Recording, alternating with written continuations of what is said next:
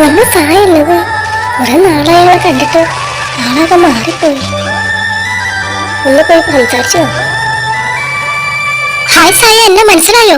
മനസ്സിലായില്ലല്ലോ, ആരാ? എന്നാ എനിക്ക് മനസ്സിലായി, അമേരിക്കയിലെ തെമ്മന്റെ മോനല്ലേ? അതാണ് പൊന്നാച്ചുനെ മനസ്സിലായി. അതാണ് പൊന്നാച്ചു. സായിക്ക് മനസ്സിലായില്ലല്ലോ എന്നെ. അതിന് ഞാൻ ഇവിടത്തുകാരിയല്ല, ഇടയ്ക്ക് വെക്കേഷൻ മാത്രം വരുള്ളൂ.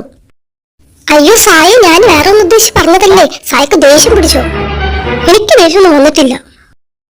മിന്നു, ചിന്നു, ചിങ്ങപ്പ, എന്താണ് നിങ്ങളെ വിശേഷം? നല്ല വിശേഷം ചേട്ടാ. നിങ്ങൾക്കൊന്നും എന്നറിയില്ല, നിങ്ങളൊക്കെ ചെറുപ്പത്തിലെ കണ്ടിട്ടുള്ളതല്ലേ. ചേട്ടൻ ഏതാ? നിങ്ങളോടൊരു മാമന്റെ മോന ഞാന്. ഇവിടേക്ക് അലക്കാൻ വന്നതാവൂലേ? അല്ല, മാമ കുട്ടിക്കാൻ വന്നതാ. സായ ഭയങ്കര ദേഷ്യക്കാരിയാണല്ലോ. ദേഷ്യം പിടിക്കുന്നവർക്ക് മാത്രം ദേഷ്യം പിടിക്കാറുള്ളൂ. സായ, നിനക്കെന്താണ് ഇത്ര ദേഷ്യം?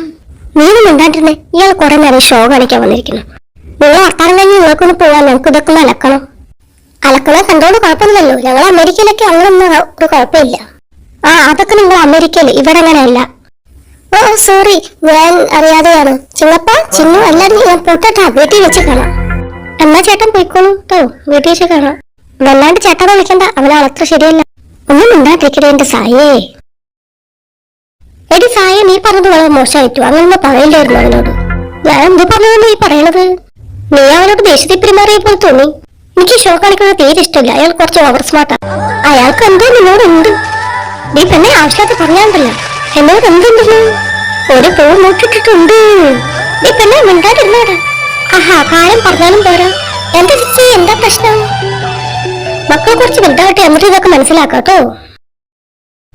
മോളെ സായേ, അമ്മക്ക് വേദന വന്നിട്ട് ഹോസ്പിറ്റലിൽ കൊണ്ടുപോയിട്ടുണ്ട്. മോളോട് വേഗം ചെല്ലാൻ പറഞ്ഞു. അയ്യോ എന്റെ അമ്മ. അമ്മായി, മാമ, എന്ത് പറ്റി അമ്മക്ക്? മോളെ വിഷമിക്കാനൊന്നുമില്ല, 2 കുഞ്ഞുകുട്ടികൾ ഇപ്പൊ വരും. ആ സന്തോഷത്തിലാണ് ഞങ്ങള്. അല്ലാതെ ആരിത്? കുഞ്ഞപ്പോൾ തന്നെ ഉണ്ട്. വന്നിട്ടല്ലോ, അപ്പൊക്കെ നമുക്ക് തുടങ്ങി. അച്ഛനും